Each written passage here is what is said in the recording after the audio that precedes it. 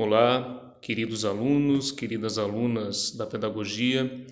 Hoje nós faremos de forma introdutória uma aula para falar um pouquinho do contexto sociológico dentro da sala de aula. Nós falamos até agora de conceitos maiores, de contextos maiores, né? Já falamos da escola, falamos da relação que a escola tem com o ser humano que está incluído nela, falamos da relação da comunidade também, não é? Nesse contexto social com a escola. Já andamos por teorias também filosóficas, sociológicas, que são aplicadas dentro da escola, na prática do professor e do aluno. Então agora nós vamos falar de uma forma mais específica, né, dessa questão prática professor e aluno, mas nós não vamos falar de teorias, quais são as teorias ou o que o professor usa nesse momento para poder dar aula, mas nós vamos falar realmente da questão mais interna, tá? Do que acontece ali na sala de aula e como acontece há muito tempo. Então a gente vai criticar um pouquinho, tá, em relação a isso, usando como referências Nelson Piletti, não é? Sociólogo da educação e filósofo da educação, e também Paulo Freire, num de seus livros, A Pedagogia do Oprimido, que é o que nós estamos aí trabalhando. Então, o aluno e o professor, não é, assumem nesse contexto posições distintas, cuja interação vão resultar na educação, na prática, não é, pedagógica, que vai resultar na educação. Mas não é porque, não é, eles têm posições distintas que eles não podem se auxiliar nesse processo educacional, não é? Não são posições estáticas, não é? Na verdade, elas são muito dinâmicas, tem um dinamismo muito grande nessa relação do professor. Por quê? Porque o aluno também ensina. Não é apenas o professor que ensina, não é apenas a professora que vai ensinar, mas a todo momento nós, professores, que somos seres humanos, também estamos aprendendo, não é? E nós aprendemos com a realidade desses alunos, nós aprendemos com o que eles trazem com eles, e nós aprendemos, inclusive, a prática educacional com eles, não é? Porque numa educação libertária, libertadora, nunca nós vamos colocar uma prática educacional fechada, onde apenas nós, professores ou professoras, vamos falar. Não é? Então a prática tem que ser o quê? Aberta, tem que ser humanizada. Todo o processo educacional tem que ser humanizado. E como se humaniza o processo educacional? Como Freire nos ensinou que isso é humanizado? Através do diálogo. E não existe diálogo, pessoal.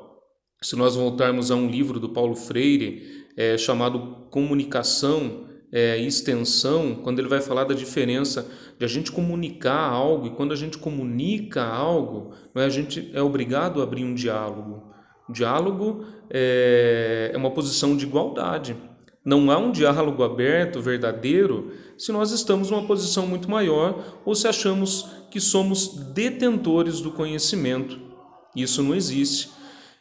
O diálogo é muito importante. E aí ele critica a extensão do conhecimento. Muitas vezes o conhecimento é só estendido, é só levado, é só colocado, é só falado para o aluno. Isso vai trazer problemas. Então o diálogo é a característica essencial da educação que pretende formar para a liberdade, gente.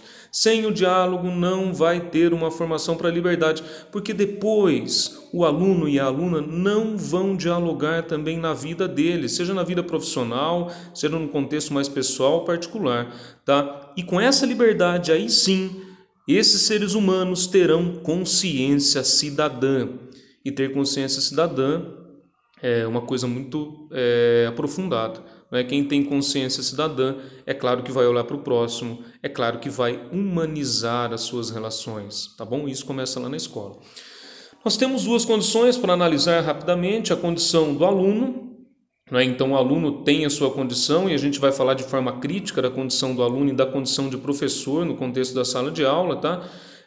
O aluno ele pertence a uma geração que está aprendendo, tem uma expectativa muito grande, não apenas o aluno, mas a família do aluno também tem essa expectativa muito grande do que esse aluno vai ser e do que a escola pode ajudar esse aluno também, para um caminho da independência. Então o primeiro ponto que nós vamos tocar na condição do aluno é que ele está a caminho da independência. Se a gente considera de modo especial a educação de primeiro e segundo grau, né, a gente vai perceber o que nós chamávamos de primeiro e segundo grau, hoje chamamos de ensino fundamental 1 e 2 e de ensino médio, a gente vai perceber que quase a totalidade dos alunos, né, pertence a uma geração em crescimento, não é? Salvo quando nós falamos de educação de jovens e adultos, né? O EJA, outra questão já. Mas nós percebemos que sim, estão ali em fase de crescimento, e não apenas um crescimento físico, não é? Mas a questão emocional, não é? Tudo isso também, a questão psíquica, então tudo isso vai fazer parte desse crescimento. Em termos culturais, esses alunos estão num período em que sofrem uma influência marcante das gerações adultas. Então aí está o grande quê da questão. E aí está onde o professor pode entrar muito bem ou pode marcar a vida do aluno para o mal, muitas vezes. Então a gente tem, não é, algumas relações assim lá atrás, ou talvez vocês possam lembrar de experiências muito boas com professores. Eu espero que não, mas talvez lembrem de experiências ruins também, né? A gente pode trabalhar isso depois.